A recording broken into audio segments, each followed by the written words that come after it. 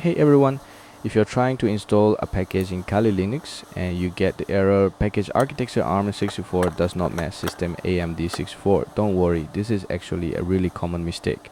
So here's what happened. I downloaded a package called hop, but I accidentally downloaded the arm64 version. Then when I tried to install it using dpkg, Kali Linux immediately threw an error and refused to install it.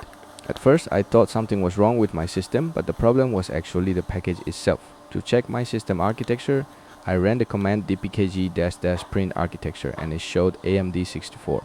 That means my computer is using the amd64 architecture, which is what most Intel and AMD desktop and laptop computers use.